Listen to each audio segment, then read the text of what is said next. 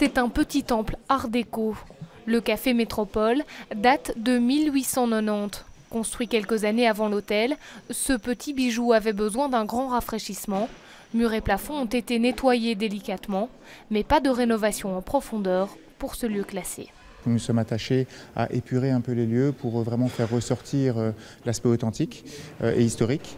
Et nous avons changé le mobilier, c'est-à-dire principalement les chaises avec un style beaucoup plus moderne.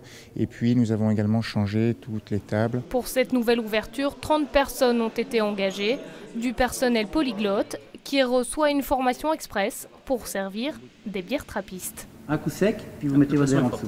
Vous rincez le verre. Vous voyez, vous avez un beau ballon. On est plus ou moins prêt, il y a pas mal de choses à rectifier. On essaye de mettre les verres qui sont bien sortis directement avec les boissons. Il y a un peu de stress, il y a un peu d'anxiété, mais ça ira. Mais cette ouverture est aussi un tournant dans l'histoire de l'hôtel, puisque depuis 40 ans, le café était géré par un exploitant externe. L'hôtel Métropole reprend aujourd'hui sa gestion. Nous avons aujourd'hui la totale maîtrise de ce qui va être servi dans un premier temps en termes de café à partir de demain, et c'est jusqu'à début mai.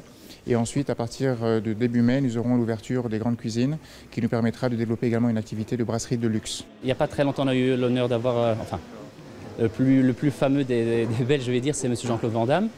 Il y a eu, il n'y a pas très longtemps, il y a eu Mme Monica Bellucci, enfin Annie Cordine, habituée de la maison également. Repère de célébrités et café de quartier. Après près d'un an de fermeture, le Métropole, véritable institution bruxelloise, rouvre ses portes demain dès 7 h du matin.